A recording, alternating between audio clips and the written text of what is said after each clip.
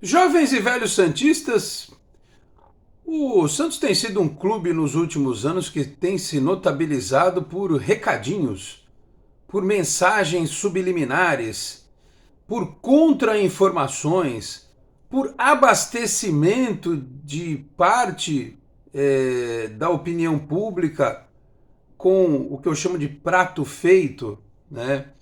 Uma informação quase que oficial, porque ela só não é divulgada de forma oficial. Encontram-se alguns caminhos para que ela seja divulgada de maneira extraoficial, né? Enfim, por que eu estou falando isso? Porque o Santos soltou uma nota hoje, uma matéria no seu site, que pouco repercutiu. Pouco repercutiu. Aparentemente, essa é a sensação que eu tenho. Repercutiu porque eu coloquei logo cedo no grupo dos membros do canal, até para demonstrar minha estranheza com o fato, né? O porquê o Santos fazer uma matéria dizendo que agora valoriza a base, que o Santos volta a valorizar a base. Eu não concordo com isso. Eu acho que o clube sempre valorizou a base. Só que houve momentos em que ele trabalhou melhor e houve momentos em que ele trabalhou pior. Tanto é que o texto termina ignorando aqui uma parte importante da história recente do clube.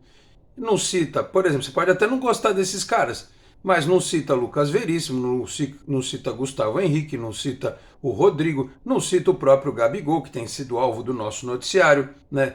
Não cita o Marcos Leonardo, o Ângelo, o David Washington, o Kaique, foram jogadores que o Santos negociou. Que fizeram, o Giovânio lá, quase que naquele mesmo período, né? Foram jogadores que o Santos negociou, fez dinheiro. Alguns foram até importantes, fizeram gols, ajudaram e tal, né? E o Santos fez dinheiro com esses atletas. Então parou aqui nessa comparação no início dos anos 2000 com Diego e Robinho, depois Paulo Henrique, Ganso e Neymar. Parou aqui. Aí a linha do tempo de trás para frente. Fala dos meninos da Vila de 78, do Pelé, do Coutinho, do Clodoaldo, do Joel Camargo e coisa e tal. Da metade para o fim do texto. Porque no começo tá assim, conhecido historicamente por revelar grandes jogadores para o futebol mundial, o Santos segue valorizando seus atletas das categorias de base. Bom, aqui eu vou então fazer uma correção. Segue valorizando, né? Então, é, dando continuidade ao que já acontecia, apesar desse esquecimento, digamos assim, de parte do período recente da história do Santos. E eu tenho certeza que isso aqui não é um erro de quem redigiu o texto. Isso aqui certamente foi algo que foi ditado para ser feito desta forma. E aí é que vem a parte interessante do negócio. Já firmados no elenco, o técnico Fábio Carille tem à disposição Jair Cunha, que vai ser titular contra o Fortaleza, porque o Joaquim, inclusive, vai ficar 2 semanas fora, que ele teve um probleminha lá no joelho. O lateral direito, JP Sherman, que volta para a reserva, porque na cabeça do Carille aparentemente não pode ter 2 meninos na linha de zaga, né? Vai ser o Aderlan titular. O atacante Wesley, ou melhor, o atacante Patati. Wesley não, pelo amor de Deus, Patati, né? Que jogou um pouquinho, né? Foi para reserva. Outro dia fez aquela bobagem lá que ele fez e tal. Então, assim, são esses que estão à disposição. Aí vem uma outra leva. O lateral esquerdo, Souza.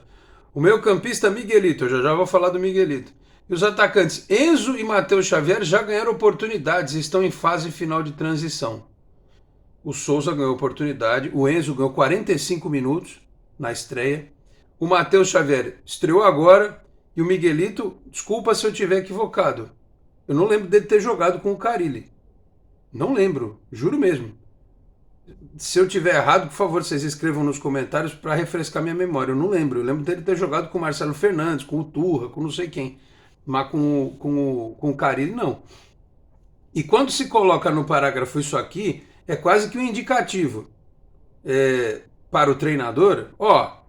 Tem que dar chance pro rapaz. Jogou Copa América, já jogou pelo Brasileiro Sub-20 nesta quinta-feira, né? Segundo o empresário, tem clubes interessados. Lembra aquela história atrás do Atlético Paranaense? Então, segundo o empresário dele, porque ele não joga, no Sub-20 ele não tem mais o que aprender, né? Diz que ele tem proposta daqui e de fora. Então, ou o Santos usa o jogador, ou deixa, ou coloca um valor, obviamente, não vai deixar sair de graça, né? Manda o empresário daí procurar proposta e ofertar aqui para o clube, né? Oferecer para o clube uma alternativa econômica para ele sair. Mas o texto está dizendo aqui, quase que de forma explícita, que o Miguelito está hoje sendo empurrado para o Carille trabalhar com ele, né? Aí depois segue aqui o texto, goleiro Gustavo Jundi, também o goleiro João Pedro, zagueiro Samuel, meio-campistas Ian, Bernardo, Gabriel Botempo estão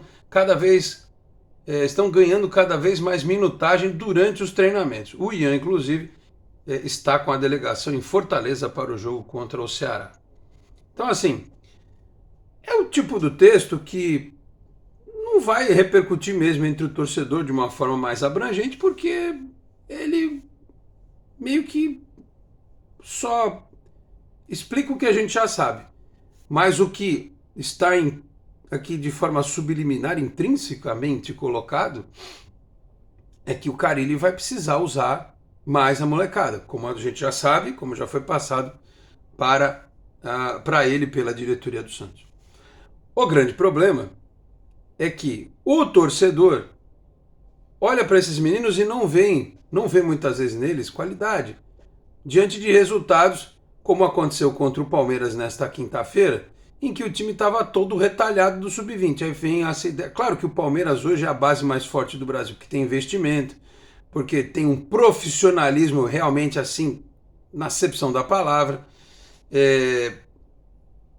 E claro, está num patamar acima do Santos hoje em termos de estrutura. Tem CT, tem tudo lá à disposição, né? Mas ainda assim, apesar dos pesares e da gestão horrorosa que o Santos teve até o ano passado, o Santos foi, repito, semifinalista do Campeonato Brasileiro Sub-20 e também do Campeonato Brasileiro Sub-17. E chegou em decisões de outros torneios, ganhou a Campeonato Paulista Sub-20 recentemente, chegou em fases importantes da Copinha também. Então, eu vou entrar nesse detalhe do jogo Santos e Palmeiras, até para que seja feita uma defesa desses jogadores, porque para o Carille é muito fácil também comprar o discurso de parte da torcida, né? De que a base não é boa, que a base é ruim, e isso não é verdade. Não é verdade.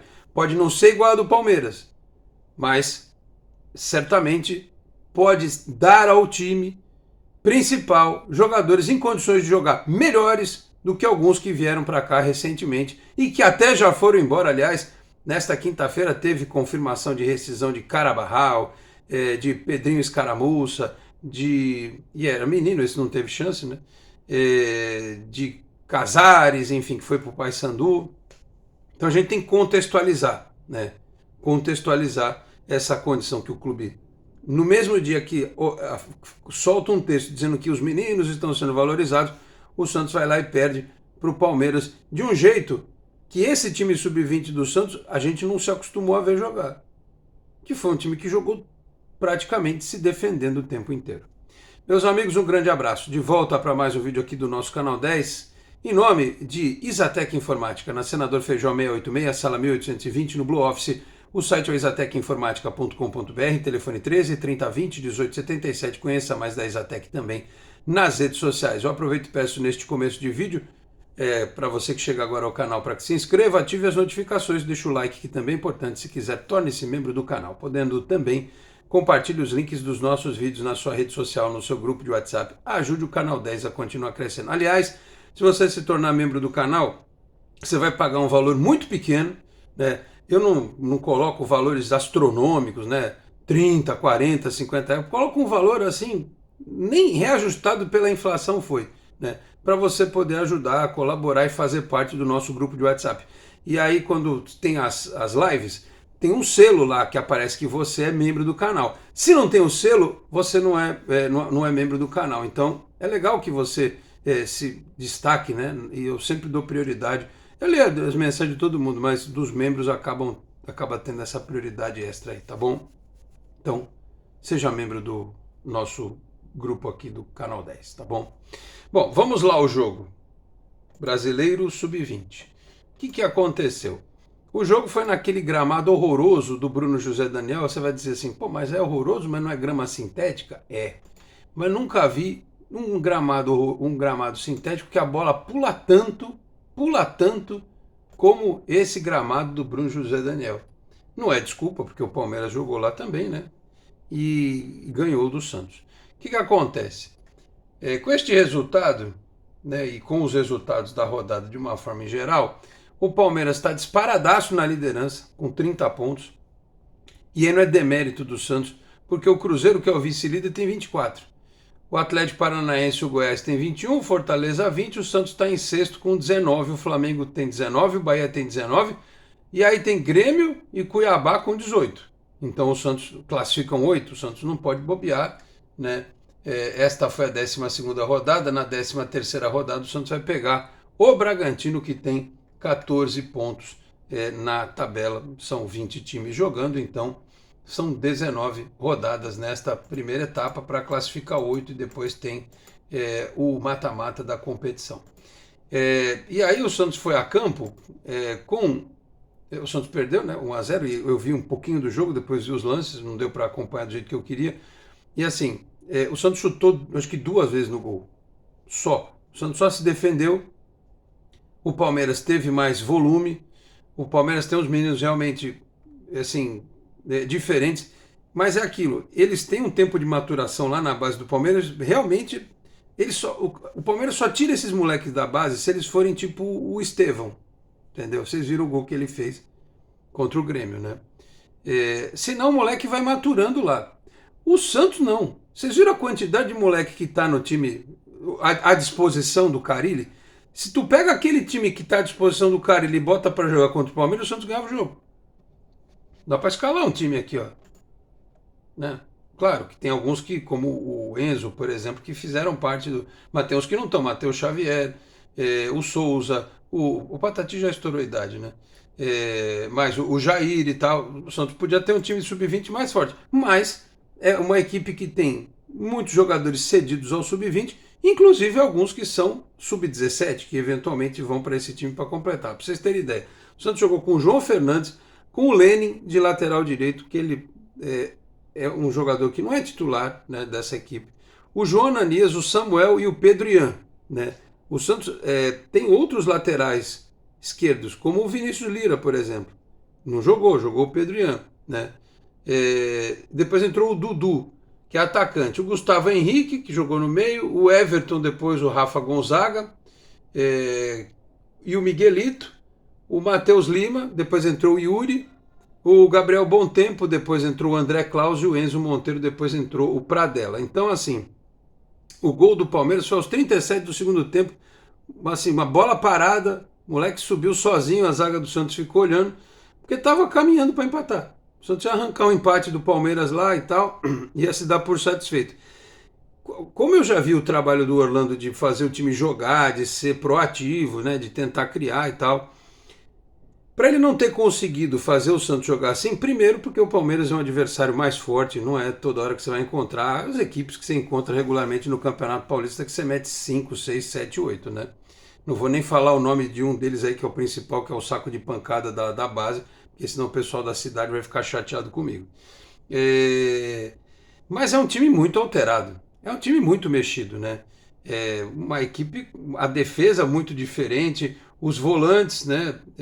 Aqui do chamado time titular do sub-20, você tinha o Enzo, o Miguelito, o Bontempo, né? O Matheus Lima, que vem jogando, mas ele sai sempre, dificilmente ele joga os 90 minutos. Eu estranho o Rodrigo César ter ficado no banco. Enfim, foi um jogo muito ruim do Santos no sub-20. Essa derrota para o Palmeiras. Claro que o time está na briga ainda, muita coisa pode acontecer e tal, mas é o outro lado da história, né? Você tem um time que disputa o Paulista, disputa o Brasileiro. No Paulista está lá, né, caminhando e tal, no Brasileiro tem essa dificuldade. O time joga já nesta sexta-feira, né, pelo Paulista, é isso? Aqui está dizendo que é contra pelo Brasileiro, sub-20, contra o Bragantino, um jogo depois do outro, assim, meu Deus, será que é isso mesmo? Deixa eu ver aqui, que loucura. Vamos lá, vamos voltar para a rodada de número 13. Não, pelo amor de Deus. Dia 12, Santos e Red Bull Bragantino pelo Campeonato Brasileiro é dia 12, né? Enfim, estou vendo aqui o negócio, quase que eu tive um treco aqui, meu Deus do céu. Então é isso, volta a jogar no dia 12 pelo Campeonato Brasileiro Sub-20, tá certo? Red Bull Bragantino, próxima rodada. E tem aí os jogos do Campeonato Paulista também em andamento, né, nessa competição, segunda fase já do torneio. Então assim, o texto deu um recado. Carille tem que usar a base. Mas ele tem que usar a base, mas tira o Sherman do time. Vai usar o Jair porque não tem outro. Eu quero ver realmente qual é a chance que os meninos vão ter com o Carille, caso ele continue treinador do Santos, e de que forma esse time sub-20 vai ter que ser reconstruído, né? Vai trocar o pneu com o carro andando, de que forma esse time vai ser reconstruído agora numa fase de classificação para o Campeonato Brasileiro e já numa fase de eliminação dentro do Campeonato Paulista. Tenham paciência. Os meninos têm qualidade. Não estamos falando aqui de super craques, mas jogadores que podem ser muito úteis, né? E o grande ponto é saber como é que vai ser aproveitado o Miguelito. O Santos só vai ter jogo depois da partida contra o Ceará só no dia 15 contra o Ituano, e é tempo mais do que suficiente do atleta ser integrado para fazer parte do time principal. Bernardo está machucado de novo, né? Não está à disposição. Vamos ver como vai ser essa filosofia e esta integração, especialmente do Sub-20, com o time principal daqui para frente. Falei aqui também em nome de Peter Leandro e Dani Haddad Fisioterapia. Quer ter mais qualidade de vida e ficar livre das dores? Então entre em contato com o Peter ou com a Dani pelos telefones 13 99704-0944, 13 99782-7308. Conheço o trabalho também pelo Instagram, @Peter Leandro e Dani Haddad. Também Vila Unitá Premium Beef, a arte do bom churrasco. Em São Paulo, na Vila Madalena, no Instagram, @unitá.beef, no WhatsApp 11 98798 4884, 11 98798 4884. Se você estiver nas redondezas da Vila Madalena, retire em loco com o meu amigo Marcão ou solicite a comodidade do delivery, que entrega na sua casa. Dizendo que viu aqui no Canal 10, tem 15% de desconto na primeira compra em Vila Unitá Premium Beef, a arte do bom churrasco. Eu vou ficando por aqui, muito obrigado a todos pela audiência, um grande abraço e até a próxima. Tchau, pessoal.